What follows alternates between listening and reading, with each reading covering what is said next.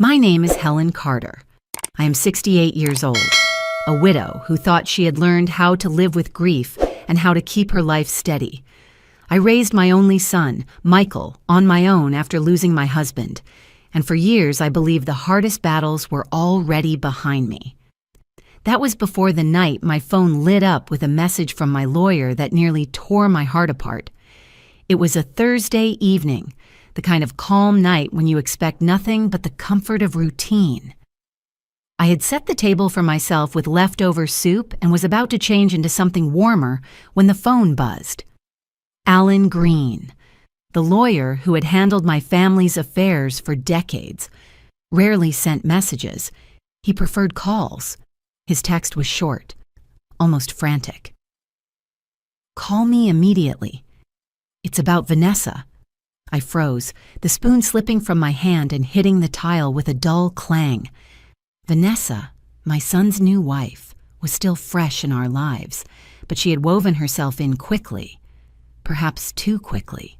I stared at the glowing screen, my pulse thudding in my ears. Lawyers don't write messages like that unless something is terribly wrong. With trembling fingers, I called him. Alan's voice was low, clipped, like every word was weighed before being spoken. He told me things I didn't want to believe, things that made my chest tighten as if I were back in the moment of losing my husband. When I hung up, my reflection in the kitchen window looked like a stranger's, eyes wide, mouth dry, face pale. I remember whispering to myself, "This can't be true. Not her. Not after everything Michael has been through." I felt the air around me turn heavy, almost suffocating, as I thought about what my son might be facing if Alan's words were real. Instead of eating, I grabbed my coat. My keys rattled in my hand as I hurried to the car, the weight of dread pushing me forward. Michael had invited me for dinner that night. Now it was no longer a simple family visit. It was an urgent mission to look into the eyes of the woman who had become my daughter-in-law and see if I could recognize the truth hidden beneath her smile. The drive to Michael's house felt longer than usual. Though it was only 15 minutes away, every red light seemed to linger. Every brake tap another reminder of the unease crawling beneath my skin. By the time I pulled into their neat suburban driveway, my palms were damp against the steering wheel. The porch light glowed warmly, as if nothing could be wrong inside, yet my chest tightened with every step I took toward the door. Vanessa greeted me first, her smile as polished as the pearl earrings that dangled from her ears. She looked every bit the perfect hostess, dressed in a cream sweater and slacks that seemed chosen to radiate comfort. "Helen, we're so glad you could make it," she said, her voice carrying that sugary tone I had learned to distrust in others but had tried to overlook in her. Michael appeared behind her, taller than ever, his hair a little grayer since the wedding. He leaned down to kiss my cheek, his eyes lighting up in that familiar way that always softened me. For a brief moment, I wanted to believe Alan's warning was nothing but a mistake, some bizarre misunderstanding that would vanish with a laugh over dinner. Inside, though, the feeling shifted. The house looked immaculate, almost staged, with every picture frame and candle placed deliberately. Family photographs I expected to see were missing. There were no snapshots of Michael fishing with his father, no framed memories of his college days. Instead, the walls displayed staged portraits of Michael and Vanessa in coordinating outfits, as if their entire life together had been curated for display. I tried to ignore the knot in my stomach and set down the bottle of wine I had brought, but I couldn't shake the sense that the air belonged to her alone. Even the scent, lavender mixed with something sharper, clung in a way that felt rehearsed. Michael, unaware of my unease, asked about my drive and fussed over the roast Vanessa had been preparing. As I sat on the couch, Vanessa disappeared into the kitchen with a glide that felt too controlled, and I realized how little I truly knew her. Alan's words echoed in my ears. You need to see it for yourself. I folded my hands together tightly, forcing a smile when Michael sat beside me. The dinner was about to begin, and I knew that every word, every glance, would either confirm or shatter the fragile hope I was clinging to. Dinner began with the clatter of dishes and the careful choreography of a household that felt strangely foreign to me.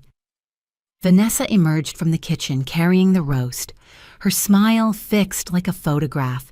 She placed it on the table with practiced elegance, then returned for bowls of potatoes and greens that looked as if they'd come straight from a magazine spread. Michael, could you pour the wine for your mother? She asked, her tone gentle yet directive. My son moved quickly, almost automatically, as though he had been trained into these small performances. I tried to remind myself that couples build routines, but something in his compliance unsettled me. As we began to eat, Vanessa leaned in with questions about my health, her eyes sparkling too brightly. You've been taking your supplements, haven't you, Helen? The way she lingered on my name felt rehearsed, like a nurse addressing a patient. I nodded politely, though my fork hovered above my plate longer than it should have. The conversation skipped lightly from neighborhood gossip to her supposed late nights at the hospital. She was, according to Michael, a pediatric nurse, though she spoke so vaguely about her work that it left only shadows. When I asked how her patients were doing, she tilted her head and gave a vague smile. Oh, you know, confidentiality. It's best I don't share details. Her response slid into the air like oil on water, smooth, but refusing to mix. I glanced at Michael. He didn't notice the hollowness of her answer, or perhaps he didn't want to. His eyes shone with pride. The same pride I remembered when he brought home his first paycheck at 22. I wanted so badly to believe that pride was well placed. Then I caught sight of a folder peeking from the edge of the sideboard, a neat stack of insurance brochures, all with Vanessa's handwriting scribbled in the margins. She must have seen my eyes drift toward it, because she immediately rose and closed the drawer with a firm click, her smile never breaking. The knot in my stomach grew tighter. The roast tasted of rosemary and garlic, but it felt like ash in my mouth. My mind buzzed with Alan's warning, and I realized this was not just dinner, it was a stage, and every move had been carefully directed. I laid down my fork slowly, readying myself. If I didn't start asking the questions that had been clawing at my chest, the truth might slip through my fingers forever. The silence between bites began to weigh heavier than the food itself. I set down my knife and cleared my throat, feeling Michael's eyes lift toward me with the same boyish trust he had carried since childhood. My voice was calm, but I could feel the steel in it. Michael, I began, I wanted to ask about the money from the sale of the old house. The $50,000 I gave you, how did that help with settling into the new place? His fork paused midair, and I watched a flicker of unease cross his face. He glanced quickly at Vanessa, as though searching for permission before he answered. It covered the down payment. Mom. You know, most of it, anyway. Most of it? I pressed gently, though my stomach tightened. Before Michael could continue, Vanessa jumped in, her tone airy but sharp at the edges. Well, there were the wedding expenses, of course. $35,000, give or take. We wanted everything to be perfect, and it was worth it. Her eyes sparkled as if daring me to disagree. I studied her, then turned back to Michael. And the student loans you mentioned, the $15,000, were those taken care of? For a moment, Michael's face went blank, his brow furrowing as if he had forgotten the script. Student loans? He repeated, confusion thick in his voice. The tension crackled in the air. Vanessa's hand tightened around her glass, her knuckles whitening. She forced a laugh that sounded brittle. Oh, Darling, you must have misheard. We were talking about a credit card balance, not student loans. Her explanation was clumsy, and I could see the beads of sweat forming along her hairline. She pushed back her chair suddenly, the legs screeching against the hardwood floor. "Excuse me, I'll just check on dessert," she announced, her voice higher than before. Michael looked at me, bewildered. While I tried to steady my breathing, the questions had landed exactly where I'd aimed them, and the cracks were beginning to show. As Vanessa hurried from the table, her phone slipped from her pocket and landed on the sofa beside me with a soft thud. She didn't notice, too flustered to look back. My gaze dropped to the glowing screen. A new message had just appeared, a single preview line that made the hair on my arms stand on end. And in that moment, I knew dinner had only been the prelude to something far darker. The screen glowed in the dim light of the dining room, casting a pale reflection on my trembling hands. I hadn't meant to look, but the words were right there, bold and undeniable. "Marcus, did she sign the papers yet? Once the transfer clears, we move on." My breath caught in my throat. Transfer? Papers? The message pulsed like a siren, every word dripping with intent. I picked up the phone as if it were made of glass, afraid it might shatter in my grasp. Another notification blinked at the top. This time it was a photo, Michael's bank statement, his account balance circled in red. Below it, my name appeared as well, my own account number scribbled on a notepad. The realization hit me like ice water. This wasn't just about my son. Vanessa had been studying me, lining up her next move. I scrolled with shaking fingers, my stomach lurching as more fragments appeared. Scans of IDs under different names, insurance forms with forged signatures, conversations about targets and payouts. Each piece fit together into a puzzle I had prayed didn't exist. The phone buzzed again, startling me so much that I nearly dropped it. My heart thundered as Vanessa's voice drifted in faintly from the kitchen, humming some tune too sweet for the venom hidden behind it. Michael leaned closer, confusion clouding his features. "Mom, what is it?" he whispered, his fork hovering forgotten above his plate. I met his eyes, but my voice cracked as I forced the words out. "It's not just the money. Michael, she's not who she says she is." I couldn't bear to show him the messages right then, not with her just steps away. Instead, I slipped the phone beneath the napkin on my lap and reached for my own cell. My fingers dialed Alan's number on instinct, each ring stretching longer than the last. When he answered, I kept my tone low, though my chest burned with fear. "Alan, it's worse than you thought. I have her phone. There are messages, bank details. She's planning something bigger. What do I do?" His reply was quick, urgent. "Don't confront her yet. Keep calm. I'll alert the authorities. Just stay put." I pressed the napkin tighter around the phone as Vanessa's footsteps returned. She entered the room with a smile and a tray of desserts, the picture of composure. But now, every glance, every gesture was a mask I could see straight through, and I knew this night was only the beginning of a far more dangerous game. The next morning, I sat in a cramped conference room at the precinct, the scent of stale coffee clinging to the air.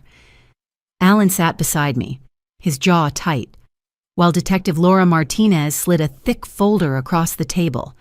Her expression was grim but steady, the look of someone who had walked people through nightmares before. Inside the folder were photographs, different women, all of them the same person wearing a different face. Hairstyles changed, names shifted, but the eyes remained the same. Vanessa Moore was only one mask. Her real name, according to the records, was Catherine Ward. Detective Martinez spoke with the calm precision of someone who couldn't afford mistakes. She has operated in 6 different states under at least a dozen aliases. We believe she's defrauded 17 victims, stealing more than $2 million combined. Men who thought they'd found love, parents who trusted her with their savings, retirees who never recovered. The words sank into me like stones. I thought of Michael's smile when he had first introduced her, the pride in his voice when he said he had finally found someone who understood him. My throat tightened with guilt. How could I not have seen it? Then Martinez's voice cut sharper. We also found documents indicating she was preparing to target you. Mrs. Carter, insurance policies, bank account numbers, power of attorney drafts with your name typed neatly on top. To her, you were the jackpot.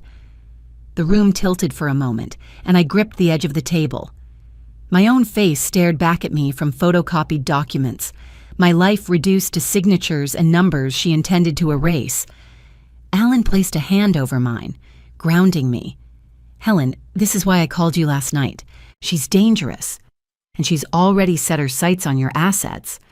But now that we have her phone, we can build a solid case. Martinez leaned forward. We want to catch her in the act. If you're willing, we'd like your help. A controlled meeting, where she reveals her intentions, will give us the leverage we need for an airtight arrest. My pulse hammered in my ears. The idea of playing along terrified me, yet I couldn't allow her to destroy more lives, especially not Michael's or mine. I took a deep breath, my voice firmer than I expected. Tell me what I need to do. The plan unfolded with a clarity that made my stomach twist. Detective Martinez laid it out step by step, her voice steady while mine trembled inside my chest. They wanted me to contact Vanessa, to extend an olive branch that wasn't real. I would suggest a private meeting, pretending I wanted to make things right after the uncomfortable dinner. It had to come from me, because if she sensed Michael's involvement, she might vanish before they could close the net around her. That evening, I sat at my kitchen table with my phone resting on a legal pad, Alan beside me, the detectives listening quietly from the corner. My fingers hovered above the screen longer than I care to admit. Every message I typed and erased carried the weight of my son's future. Finally, with a deep breath, I wrote, Vanessa, I feel bad about last night. I want us to start fresh. Could we meet for coffee tomorrow, just the two of us? The reply came quicker than I expected. Of course, I'd love that. Just tell me where and when. Her eagerness wasn't warmth, it was hunger. When the officers left, the house felt heavier than it had in years. I stared at the photographs of Michael as a boy, his scraped knees, his proud grin on graduation day, and the ache of failure pressed against my ribs. How had I allowed someone like her to circle him like a hawk? How had I nearly opened myself up as her next feast? That night, sleep refused me. Every creak of the house made me startle. Every shadow on the wall seemed sharper. I thought about the warning signs I had ignored, the way she never let Michael speak for himself, the evasions about her nursing job, the constant push to merge finances, even the subtle comments about my own insurance. Each memory replayed as if under a harsh light, reminding me of how blind love and loneliness can make us. By dawn, I had steeled myself. I dressed carefully, choosing a blazer I hadn't worn in years, something that made me feel unyielding. When I looked in the mirror, I didn't just see a widow or a mother. I saw a woman determined to protect her family, even if it meant walking straight into the lion's den. The cafe was chosen. The time was set. Tomorrow, I would sit across from her, pretending to be vulnerable, while every second ticked us closer to the moment her mask would finally crack. The cafe smelled of burnt espresso and cinnamon, but to me, it might as well have been gunpowder. I sat at a corner table, the steam from my untouched coffee fogging the air in front of me. Every clink of a cup behind the counter made my shoulders tighten. Alan sat a few tables away, pretending to read the paper. Outside, an unmarked car idled, its windows reflecting the morning sun. When the bell above the door chimed, my breath stalled. Vanessa stepped inside wearing a soft blue coat and a scarf draped loosely around her neck, the picture of effortless charm. She spotted me quickly and waved, her smile so radiant it could have fooled anyone but me. "Thank you for meeting me, Helen," she said as she slid into the chair across from me. Her eyes studied mine with practiced sweetness. "I was worried after last night. You seemed unsettled." I folded my hands to keep them from shaking. It was a lot to take in, but I've been thinking, maybe I judged too quickly. Family should start with trust, right? Her smile widened. "Exactly. Trust is everything." The words slithered between us. She reached into her bag and pulled out a slim folder. "I've been meaning to show you this. Michael and I talked about updating some of the paperwork. Just small things, really. Beneficiary designations, joint accounts. It would mean so much if you'd consider." She pushed the folder across the table. My pulse hammered, but I forced myself to lean forward, as though curious. I opened it just enough to see the forged lines of my name waiting for my signature.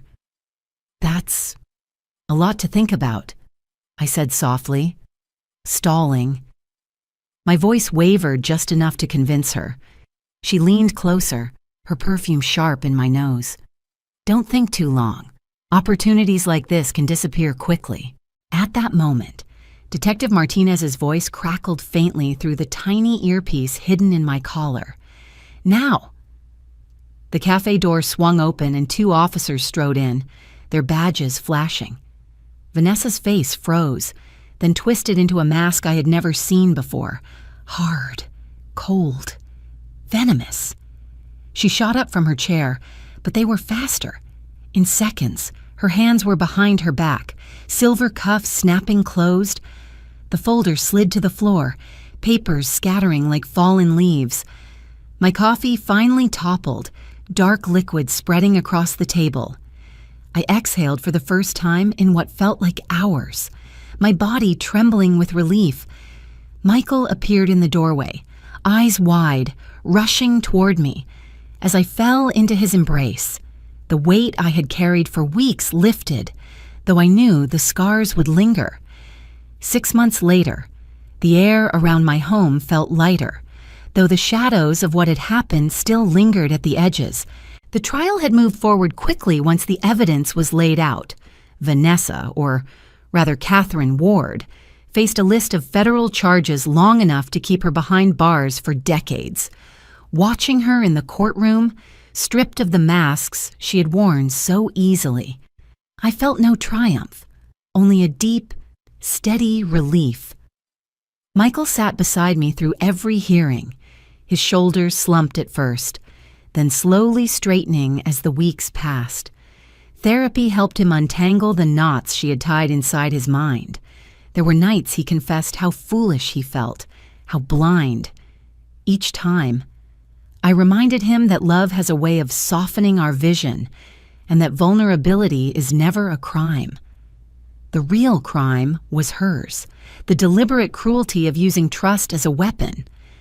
Financially, we were fortunate. Investigators traced enough assets to recover nearly 60% of what she had stolen. It didn't erase the violation, but it gave us the chance to rebuild. More than the money, it was the sense of agency that mattered. We had confronted her lies, stood our ground, and survived. I found myself cherishing smaller things in the aftermath, the sound of Michael's laughter returning, the comfort of Sunday dinners where conversation flowed without hidden edges, even the silence of evenings spent alone that no longer felt heavy with suspicion. I had faced a predator and lived to see her caged. That truth alone was enough to make every morning sunrise feel like a victory. Looking back, I often think about the signs I brushed aside, the evasive answers, the way she tightened her grip on Michael's choices, the subtle hints about my own finances, red flags, every one of them. I see now how easy it is, especially at my age, to dismiss instincts as paranoia, but instincts are rarely wrong. If there is a lesson I would pass on, it is this. Never ignore the quiet voice inside you that whispers when something doesn't feel right. Trust may build families, but boundaries protect them. And sometimes, the bravest act of love is not believing blindly, but daring to question. As I sit on my porch now, watching the sun dip low and the world settle into calm, I know one thing with certainty. We were broken, yes, but we are healing. And healing, at last, feels like freedom. Thank you for watching. If you enjoy these family drama and revenge stories, please subscribe and join me for more every day.